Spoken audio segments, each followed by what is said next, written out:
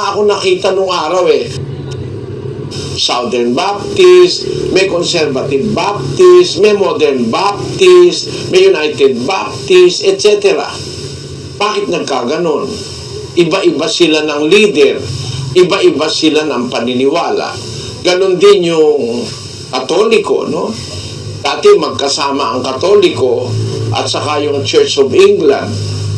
Nung hindi magkasundo yung mga taga-Inglaterra, humiwalay sila sa Katoliko. Meron pang isang humiwala, yung mga tinatawag ngayon na Orthodox Catholicism. Yun ang nangyari sa kasaysayan. Hindi ko na siguro kailangan sabihin pa lahat. Pero ang dahilan nun, may kanya-kanyang gusto. Ayaw sumunod sa gusto ng Diyos. Agaya halimbawa ng pinagkahiwalay ng Katoliko at saka ng Orthodox. Ang gusto ng Katoliko, merong ribulto. Parang estatwa, yung mga santo. Ang gusto ng Orthodox, walang santo. Walang estatwa. Gusto nila retrato lang. Kasi ang nasa Biblia, huwag kang gagawa ng larawang inanyuan.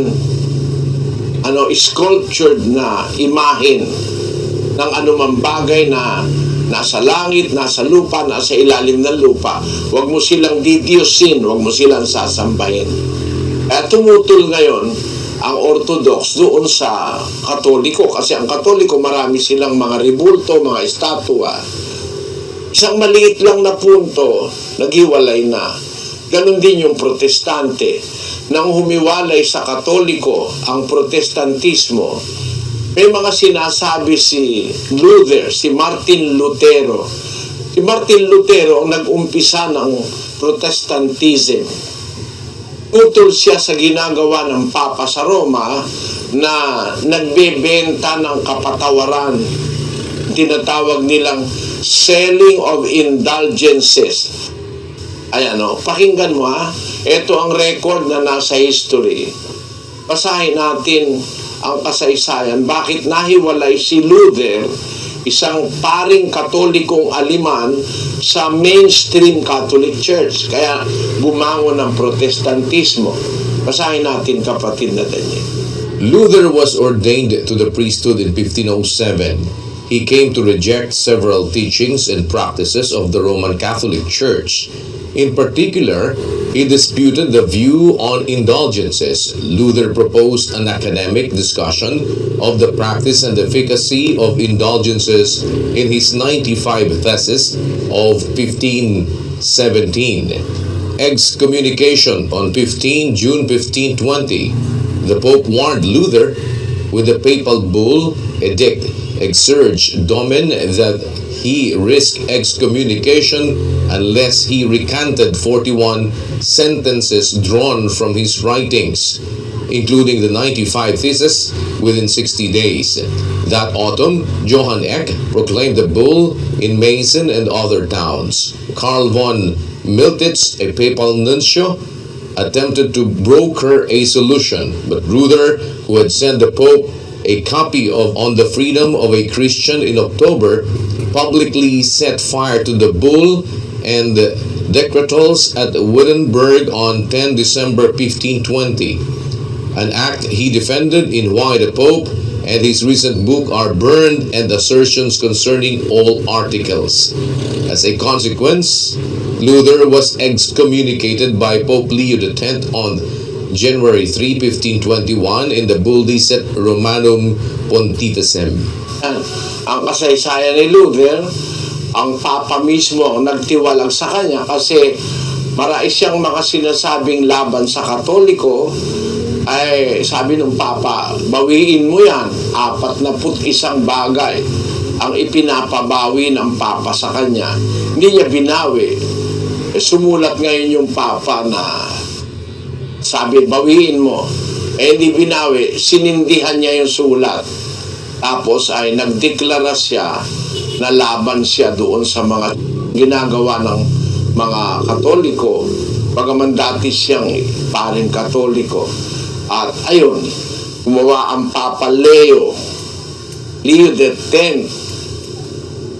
on January 3, 1521, the bull Dice Romanum Pontificem. Iwalag siya. Doon nag-umpisa ngayon ang protestantismo, kapatid. Siguro yung iba, hindi naman nila na papagtuunan ng pansin, ano. Pero, kaya humiwalay si Luther sa Katoliko. Marami siyang napupuna na mga maling ginagawa sa Katolisismo. At hindi siya para manira, kasi pari rin siya. Para lang yung ating mga pari dito sa Pilipinas nung araw, na kinagalitan ng mga prailing pari na sumakop sa atin. Nung pumunta sila rito sa Pilipinas, yung mga praile, yung mga Espanyol na pari. Galit sila sa ating mga paring, pagaman sila pari ring Katoliko, siguro meron silang nakikita hindi tama.